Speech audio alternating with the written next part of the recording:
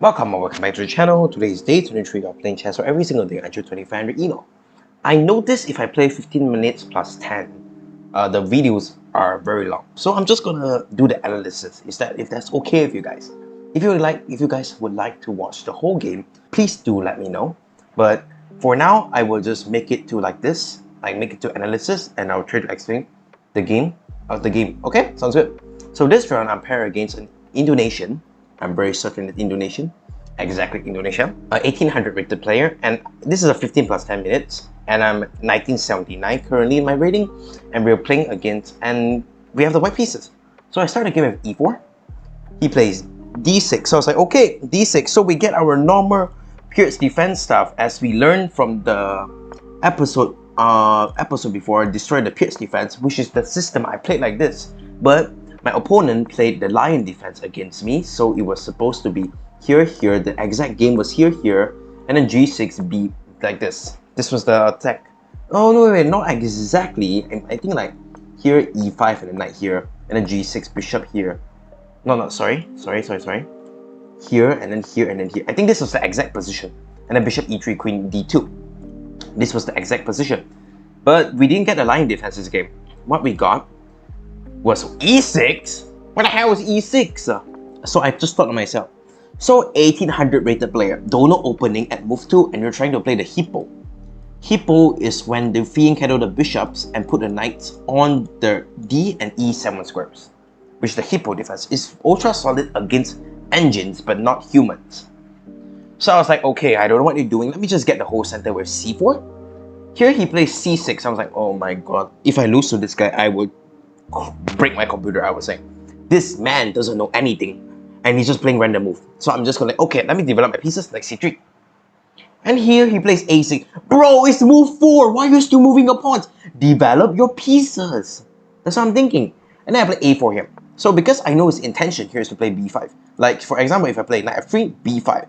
b5 now is actually very interesting. I don't know which pawn takes. Maybe a takes. So you have an open f file. This bishop can come out. So it's a little bit like a Banco gambit style, but you didn't really gambit this pawn. But after you see the c pawn moves, it's a little bit like a Bango gambit style. I am not sure. I've never encountered this position. So I was like, okay, I was expecting b5 from him. So I just stopped everything with a4. So in this position, after a4, he plays h6. Bro, it's move 5. Stop moving your pawns, please. Here I play, okay, I don't know what you're trying to do, but I do know if I put my bishops here, it's not really that active, and because his idea is to play b5, what I can see. So I do see when he plays b5, this diagonal will be super weak. Imagine there's a bishop hitting this, because after moving the pawn b5, and then this pawn is gone, imagine this pawn is gone, the ghetto bishop will attack this rook easily, so that's what I did. I played g3. And then here he finally developed a piece, knight d7. So I was like, okay, knight d7. Knight d7, I understand what he's trying to do. He's trying to put his knight here, pressuring two of my pawns here. So, just for example, if I just play bishop g2 here, he's just going to play knight b5, attacking 2 pawns. And that is really annoying to defend, because you have to defend. You maybe have to play b3, maybe queen here. I'm not sure. Maybe queen e2. I mean, engine's trying to say it's bad because I have more pieces developed, but overall, this knight is just developed. So I was like, you know what, I'm going to stop all his development with a5. Kills all his development. Now you have to play b6 here, and a big commitment. Because when I put my bishop here, this c pawn will be super weak. Very big, very big commitment here. Okay, here he plays knight e7. I just play, okay, I don't know what I'm doing. So I'm just going to play bishop e2, bishop g2. And then he plays d5 after a long thought. And okay, d5. So I was like, okay, here I calculate few variations.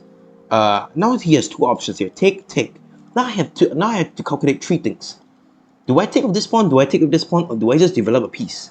Or maybe potentially, do I even just push? So I have to calculate takes, push. Push. Push, takes, knight out, queen d3, and pawn push. I don't know which one to play. So here I thought of few variations. Here I thought of this move e4, but because e4, I just thought of e4 takes.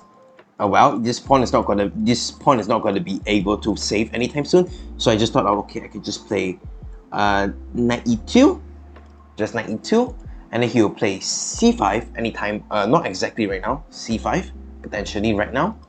And then I'll just play castles, g6, and then probably like, because his position is just like crushed. Maybe he plays like knight here attacking this, and then I play rook e1.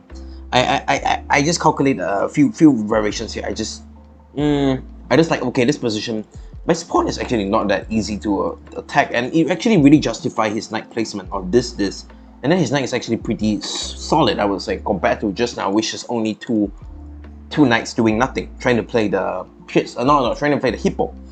So here I just thought, after a long thought, I just thought I'm just gonna take. I thought of taking this side, but I did not know which pawn is gonna take. So I calculated this variation, which he takes with this e pawn, d takes e. Now I play knight ge2. Then he plays what's it called? He plays g6, castles, knight out, rook e1, something like this. This king is just super exposed, and then I just thought this position was solid. And then after a long thought, and then I was like, okay, here, and it's gonna play c5. I was like, c5. Oh wait, I'm high. I just completely forgot this pawn was hanging. Is hang two ways, because you take takes, everything is completely fine. It just hangs a pawn. Oh well. Well, I did not play any of those. I take with the c pawn. So after takes, now I have a big decision to make. Do I develop a piece or do I push this pawn? I thought of pushing the pawn, but there's this c5 move, which actually breaks my pawn structure here. Engine is still punching me in the face, saying, bro, this is just nothing, man. Knight f3, knight f3, knight f3, what are you doing? Queen takes, potentially. Like, this position is completely fine. That's what NG is trying to argue. Because I have more development, I guess. I don't know, man. It was a normal game. So I was like, okay, this pawn break is very annoying after like knight takes, and then like knight g2, and then like here, and then like f4. I don't know. I was like, okay, my position is slightly better, but I don't really know how to play it. So I just thought, okay, you know what? I'm just gonna take, and you know what? If you take me, that doesn't really do anything because there's no c5 style. So you know what? I'm just gonna play knight ge2. I'm just gonna develop a piece. So in this position, I was like, okay, knight ge2. Then you play g6, prepare to free and counter the bishops.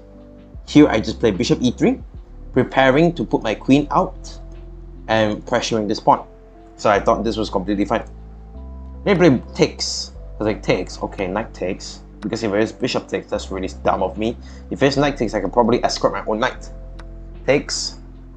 Then he plays knight d5. So I was like, okay, your plan is to attack my dark square bishop, right? So I was like, okay, attacking my dark square bishop. Well, it doesn't really do anything, my dark square bishop. It's just a tall pawn currently. So there's really nothing to care about this. So after a long thought, like I don't know, like, how long did I take this? 4 minutes. After 4 minutes of thought, I just thought, you know what? That does not, you can take this. Because the thing is, your king is widely exposed. Imagine this position, which is gonna occur. Let me just show you guys. Takes, and then this pawn is super delicate. So there is a potential queen b3 attacking this, and it's actually checkmate. And second of all, 1, 2, 3, 4, 5, 6 amigos are alive. Whereas you have one? Yeah, one. No more. Just one. So I was like, okay, my position, this is better for sure. So after a long thought, I was like, you know what? Let me just castle.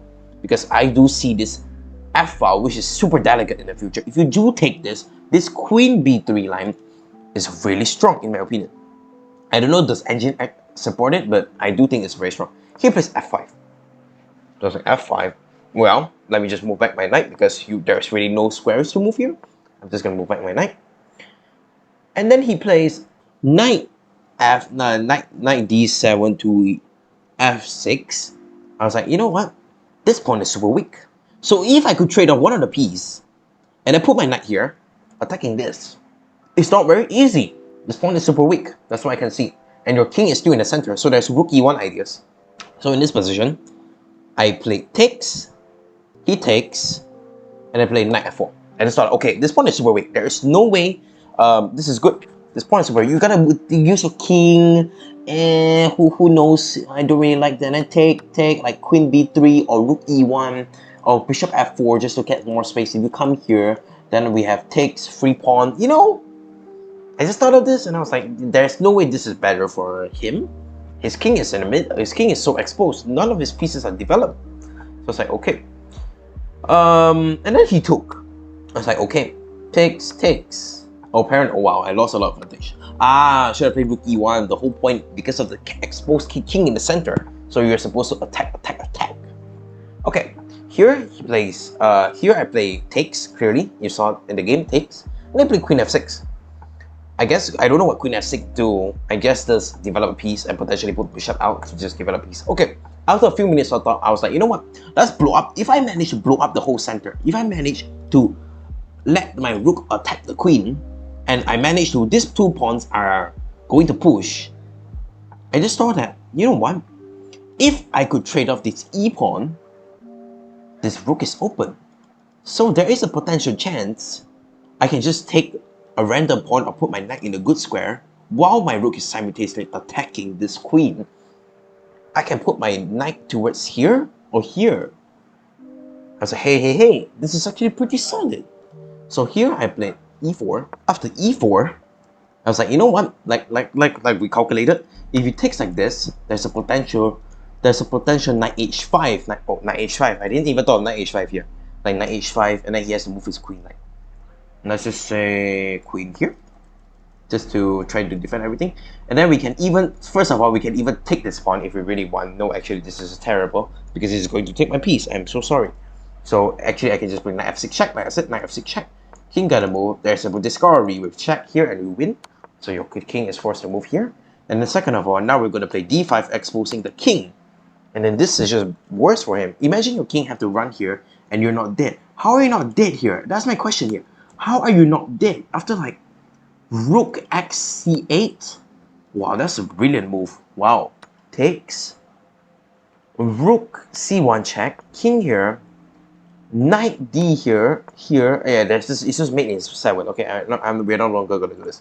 Okay, so he just developed a piece. So I was like, okay, we didn't take.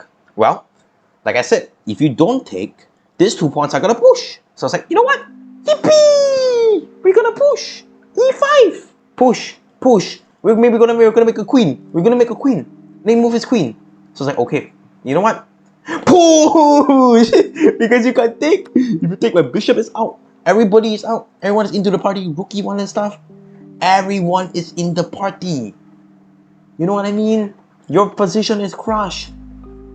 So here he plays bishop c5 check, thinking like, I don't know, bishop c5 check, bishop g5 check. I was like, okay, I don't know why you check me. Let me just move my king. Here he plays g5. He's like, danger levels. Okay, you want to promote? I will attack you first. Here a better move for me is to play e6, understand danger levels again, because what's worth more than a knight? A queen. So I could have attacked him here. But I played the second best move, and not best move, sorry. I just, in my opinion, the best move, knight h5.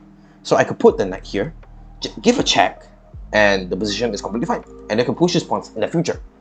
So in this position, he plays c takes d5, bishop takes, and he played the blunder here, bishop e6. Inaccuracy. I'll give you guys a couple of seconds. Don't look at the engine if you can. Try to solve this 2-move sequence puzzle. Okay, that's probably more than enough time. Is bishop takes e6 taking anyways? Because you cannot take me. You take me, I rule you. You know, ping pong piang. So you get the, I don't know, man. You die basically. You die. I make a video about it, and then you cry. Okay, so he says that, okay, I clearly cannot take. Let me move my bishop. And then I fool the ping pong piang moves again. I play bishop d7. You can't take because of the same idea. Forker of the Forker rule. So the king is forced to move to e7. Here I just thought, you know what? Let me just protect my bishop. Very nice. And I'm 2 squares away from queening. So I was like, okay, I don't know why. And then he plays queen e5. But okay, queen e5, I was like, okay, queen e5 does nothing. But I do understand that my diagonals are super weak here. So there's an actual potential threat that he could make me like this. I understand this position. So here I play queen f3 just to get my queen towards this side. Because fun fact, if I just simply move, let's just say, yes, a bad move. Okay, here, queen a4. Here he is actually, look at this. I have a piece. My queen is, I'm about to promote. And if I just make one wrong move, this is checkmate. Look at it. The pieces of the bishop and the queen crisscross applesauce my king. So in this position, I have to play queen f3 just to prevent the queen from coming in. I understand this. Here he plays rook f8. Rook hf8. I don't really understand. So I was like, okay, fine. I'm just gonna take a free pawn because I'm still protecting my whole entire diagonal. So in this position, he played rook a b8. So I was like, okay, I'm just gonna move away because if I do take this same sequence, like I said many times, this bishop check and I die. So I was like, okay, I'm just gonna move away. And then he plays. He thought he's very smart here. He thought he's Albert Einstein, you know. He plays rook f8. He's like, okay. Takes. Now I made you. Brother, it's chess, not checkers. So bishop takes, rook takes. Instead of taking the rook, we give a check. And he resigned the next move. It's because the next move would be checkmate. I hope you guys enjoyed the commentary for today. And that's all for today. I'll see you guys tomorrow.